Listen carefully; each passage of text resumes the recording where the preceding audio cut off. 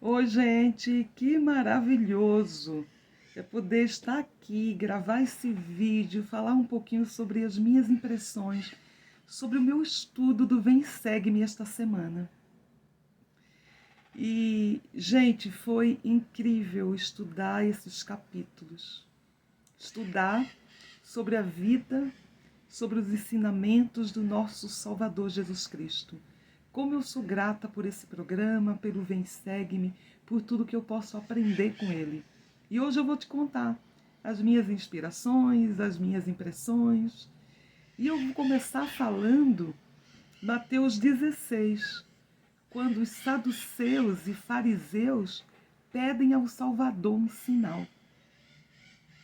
Gente, eu fiquei impressionada com a cara de pau deles. Imagina, o Salvador havia feito vários milagres, havia curado toda espécie de enfermidades, de coxos, de cegos, leprosos, expulsado demônios, vivificado mortos, multiplicado pães, peixe, transformado água em vinho, ou seja, a lista era imensa. Mas ainda assim, eles diziam: queremos um sinal. Era como se nada disso tivesse sido suficiente para que eles acreditassem. E como eu aprendi, como eu fiquei impressionada com o nosso Salvador Jesus Cristo. Que resposta! Que resposta ele deu para os saduceus e fariseus. E eu vou ler para vocês porque é impressionante. Mas ele respondendo disse, e ele fala com uma propriedade de algo que eles conheciam tão bem, que era os sinais que se apresentavam no céu. Era como se fosse hoje. A gente vê o céu escurecer e as nuvens escuras estão lá pesadas, a gente diz, está vendo uma chuva forte. Então a gente já se prepara, guarda-chuva, ou não sai de casa, né? Ou acelera. Enfim, a gente reconhece esses sinais. Era a mesma coisa. Ele diz assim para ele: quando é chegada a tarde, dizeis, haverá bom tempo, porque o céu está rubro. E quando é pela manhã, hoje haverá tempestade, porque o céu está de um vermelho sombrio. Hipócritas, sabeis discernir a face do céu e não sabeis discernir os sinais do tempo? Ou seja, você sabe quando vai ser chuva, você sabe quando vai ser bom tempo, mas você não reconheceu o mais importante, os sinais dos tempos? E aí ele diz, uma geração má e adúltera pede um sinal. E nenhum sinal lhe será dado, senão o sinal do profeta Jonas. E deixando-os, retirou-se. Que resposta! E qual era o sinal do profeta Jonas? Nós sabemos que o profeta Jonas, estudamos isso lá no Velho Testamento, ele foi engolido por uma baleia, quando ele não queria ir para Nínive, ele não queria pregar arrependimento para aquele povo iníquo e aquele povo que ele considerava que não era merecedor de escutar o evangelho. Então, nesse momento, ele foi engolido por uma baleia e ele passou 3 dias no ventre da baleia. E depois de 3 dias, ele foi libertado. Esse sinal de Jonas é um simbolismo do Salvador Jesus Cristo, que seria morto, por 3 dias permaneceria na sua sepultura e depois seria libertado, ou seja, ressuscitaria. Esse sinal representa a morte e a ressurreição do Salvador. Mas ainda assim, os fariseus e saduceus, mesmo tendo visto esses sinais, não foi o suficiente para reconhecer que Cristo era o Filho de Deus, era o Salvador do mundo. Assim como tantas outras pessoas viram os milagres de Cristo, mas não foi suficiente para que elas se convertessem ao Evangelho ou para que se tornassem um verdadeiro seguidor. Ainda no capítulo 16, a gente tem aquele clássico momento onde o Salvador faz duas perguntas para os seus apóstolos. E a primeira delas é: quem dizem os homens ser o Filho de Deus? Ou seja, quem dizem os homens ser o Filho do homem? Ou em outras palavras, o que estão dizendo aí? Quem dizem, que eu sou? E aí eles respondem. Uns dizem que é João Batista, Herodes pensava que Cristo era João Batista. Outros Elias, outros Jeremias e outros um dos profetas. Se a gente fizesse essa pergunta hoje, o que é que as pessoas estão dizendo? Quem é Cristo? Se a gente for lá na internet, no Google e colocar quem foi Cristo? O Cristo realmente existiu? O que é que estão dizendo? E a gente vai encontrar coisas como a sua vida, a sua existência não foi comprovada. Pode ser que alguns digam que Cristo foi uma fábula, ou que foi só um homem bom. Enfim, são muitas as coisas que as pessoas dizem de Cristo. Mas aí ele troca a pergunta, porque parece que não interessava tanto. Aí ele faz uma pergunta muito mais intimista, muito mais pessoal. Ele pergunta diretamente para os apóstolos. É como se ele dissesse: ok, as pessoas estão dizendo isso, mas e vocês? E vocês que estão comigo lado a lado? E vós? Quem dizeis que eu sou? E eu fiquei pensando, gente, se essa pergunta fosse para nós, o que nós podemos dizer?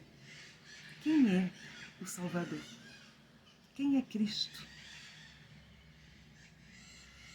Qual a influência que ele exerce na minha vida?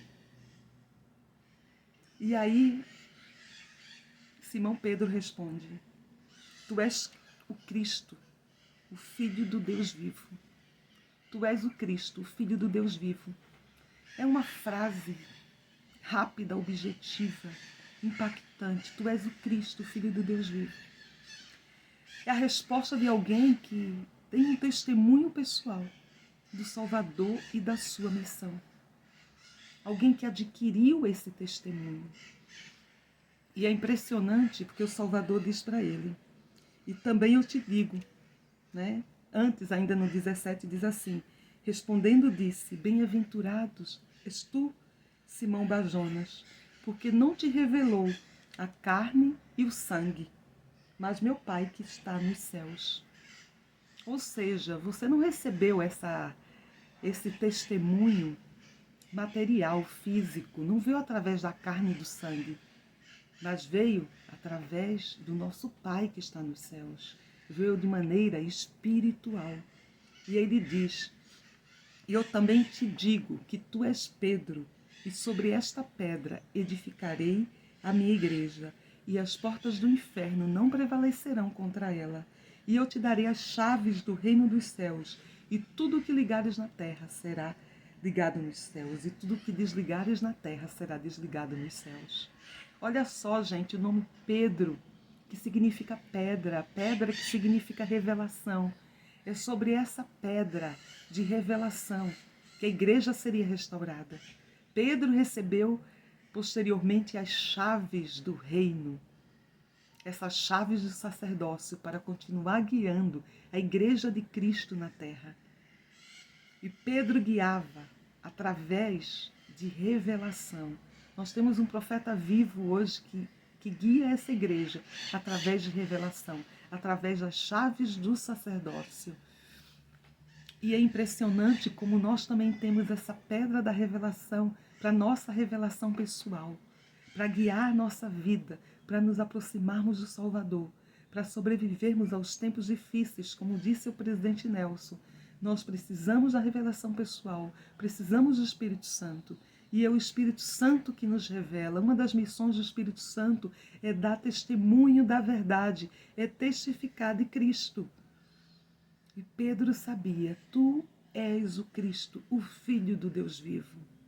E aí eu pergunto para vocês: Muitas das coisas que Pedro presenciou, aqueles fariseus e saduceus também presenciaram. Muitos estavam lá quando Cristo realizou os seus milagres.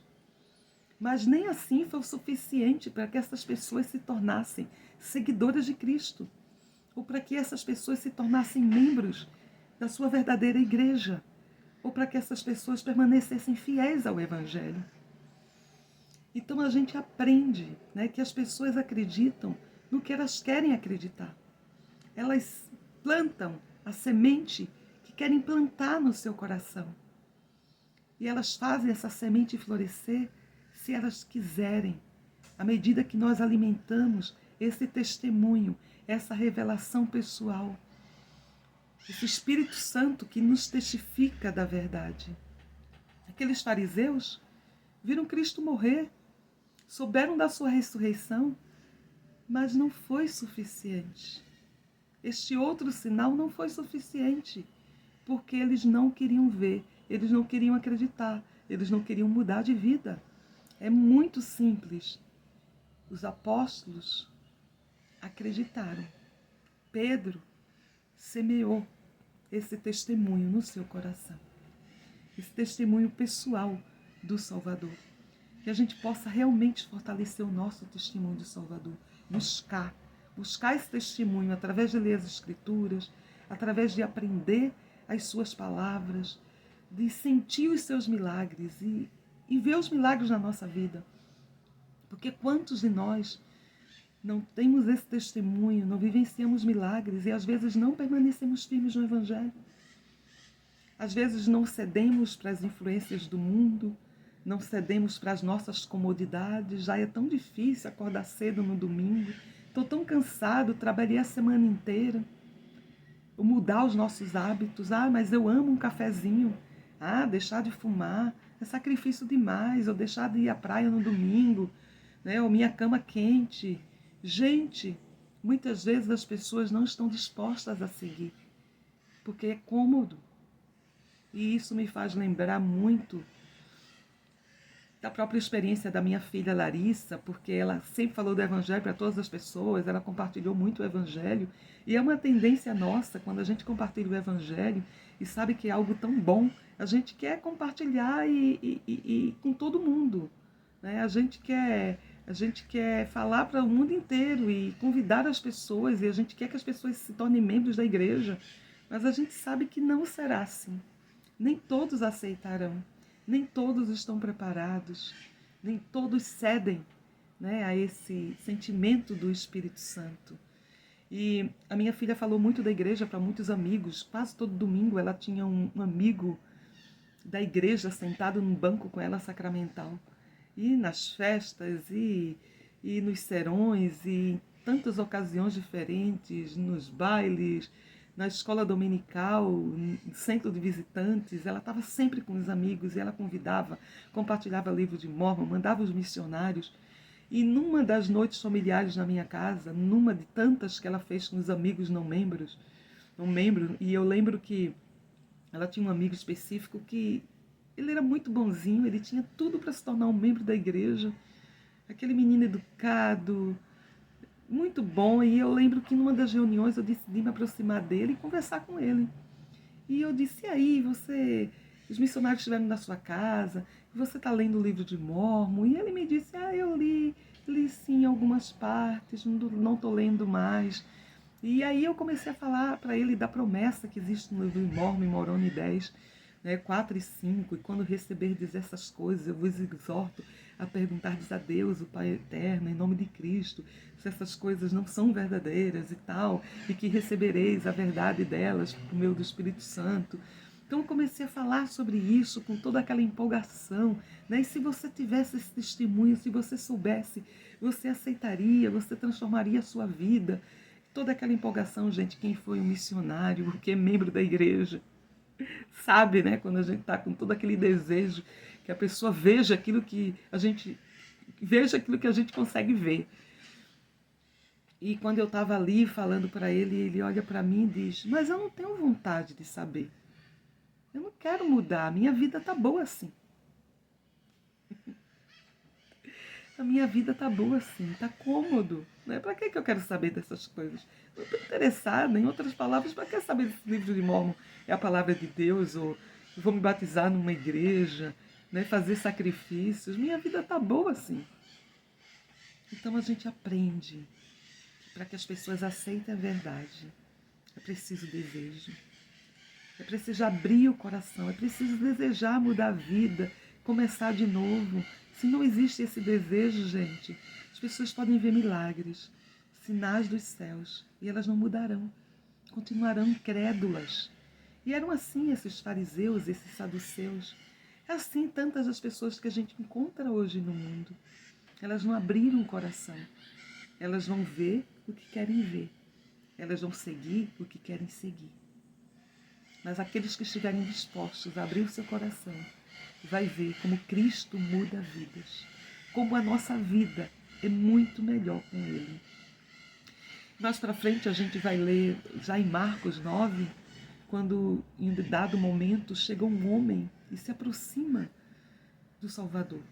No seu desespero, né, ele tem ali o seu filho jazendo, espumando pela boca, debatendo-se uma enfermidade de muitos anos, desde a infância, e que ele já deve ter recorrido a todo tipo de médico da época, né, de receitas que devem ter dado, de curandeiros. Ele recorreu aos apóstolos, os apóstolos não conseguiram salvar, né, ou curar o seu filho, e é nesse momento que ele procura o Salvador. E ele diz: se tu podes fazer algo, né? Se tu podes, por favor, faça. Estamos desesperados, faça algo. E é quando Cristo usa a mesma frase: e se tu podes crer. Se tu podes fazer algo, e aí Cristo devolve: se tu podes crer. Ou seja, a cura estava condicionada. Cristo podia curar, mas ele precisava crer. E é nesse momento que o homem diz: eu creio, Senhor, ajuda-me na minha incredulidade. Eu fiquei pensando sobre essa antítese, né? Sobre essa contradição das palavras. Eu creio, mas ajuda-me na minha incredulidade. É como se ele dissesse: eu creio, mas a minha fé é muito pequena. Eu creio, Senhor, mas aumenta a minha fé, ajuda-me. Eu pedi aos apóstolos, eles não conseguiram. Está difícil acreditar, mas eu estou tentando, eu quero acreditar. Eu estou desesperado, é isso, eu quero. E aí Cristo vai lá e cura. Porque ele reconhece no homem aquele desejo de acreditar. Ou aquela fé muito pequena, mas aquele desejo sincero e a súplica de ajuda. Então, muitas vezes, a nossa fé pode ser pequena, mas Cristo acrescenta, Ele completa, Ele torna essa fé perfeita. E acontece o milagre. É como a alma diz, né, que ainda que a nossa fé não seja mais que o desejo de acreditar, porque tudo começa com um desejo. Mas quando não existe o desejo, não tem jeito. E para nós, que estamos dia após dia buscando acreditar, buscando aumentar a nossa fé, que a gente continue clamando ao Senhor para que Ele aumente a nossa fé, para que Ele nos torne discípulos melhores, para que Ele nos ajude e nos aperfeiçoe naquilo que às vezes nós não conseguimos sozinhos. E que a gente possa fortalecer o nosso testemunho, esse testemunho que foi revelado a Pedro, não pela carne e pelo sangue, não de maneira física, mas que foi revelado a Pedro de maneira espiritual. Como disse o apóstolo Paulo, as coisas de Deus se compreendem pelo Espírito de Deus. O nosso testemunho da verdade, o nosso testemunho de Cristo, ele só vem através do Espírito Santo. E que a gente possa continuar fortalecendo e tendo esse testemunho, porque é esse testemunho de Cristo que é a pedra da sua igreja. É o testemunho de Cristo que leva esse reino avante. É o testemunho de Cristo que mantém este evangelho. Profetas e apóstolos que são testemunhas especiais do Salvador Jesus Cristo. que dirige essa igreja, que tem as chaves do sacerdócio, através de revelação. É o testemunho de Cristo que cada membro pode possuir através da revelação pessoal, através do Espírito Santo. Só para finalizar, gente, todos nós conhecemos esse documento que se chama o Cristo Vivo, que é o testemunho dos apóstolos. Ele foi feita essa declaração em janeiro, 1º de janeiro do ano 2000. Fala muitas coisas sobre Cristo, esse testemunho desse Cristo vivo. Eu peço que, por favor, leiam com a sua família, leiam individualmente, ponderem sobre cada linha. E eu gostaria de ler apenas um trecho, que é sobre Joseph e o testemunho dele. Joseph escreveu: seus olhos eram como labareda de fogo.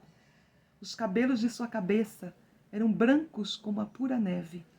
Seu semblante resplandecia mais do que o brilho do sol. E sua voz era como o ruído de muitas águas. Sim, a voz de Jeová que dizia: eu sou o primeiro e o último. Sou o que vive, sou o que foi morto. Sou vosso advogado junto ao Pai. Gente, Cristo vive. Ele ressuscitou. Cristo vive e expiou por nossos pecados. Cristo vive e está de braços abertos, nos esperando. Tudo que nós precisamos é acreditar nele. E essa crença vai fazer com que a gente queira mudar a nossa vida. E como é que a gente acredita nele? É quando a gente conhece ele. É quando a gente lê as Escrituras. Quando a gente estuda sobre a sua vida, sobre os seus milagres, sobre as suas palavras. É quando a gente permite que o Espírito Santo testifique no nosso coração dessas verdades. E quando a gente continua fortalecendo a nossa fé e o nosso testemunho. Cristo vive e vai continuar a fazer milagres na nossa vida. Porque Ele também é o Deus do impossível. Cristo vive, Ele nos ama. E Ele está disposto a nos perdoar, a nos aceitar como somos, a nos ajudar nesse processo de transformação, de ser santificados através do seu nome, através da sua expiação. Que o Senhor nos abençoe, que possamos ser fortalecidos sempre, continuar com a nossa fé, rogar a Ele nos momentos de dúvida, de vacilo, que nos ajude a não ser incrédulos, nos ajude a crer realmente em Cristo. Essa crença que mudará a nossa vida e que pode mudar o mundo se os homens acreditassem. Uma boa semana para vocês. Obrigada a vocês que me seguem, que me escutam, que compartilham, que curtem. Eu tenho recebido tantas mensagens de gratidão, tantos amigos que às vezes dizem: eu me fortaleci através do seu vídeo. Amigos que voltaram para a igreja por conta do vídeo, e eu só tenho a agradecer a vocês. Ao gravar esse vídeo, eu tenho me fortalecido. Eu tenho aprendido tantas coisas e o meu testemunho tem sido maior ao estudar o Vem Segue-me. Que Cristo vive, que Ele é o Filho do Deus vivo. Até a próxima!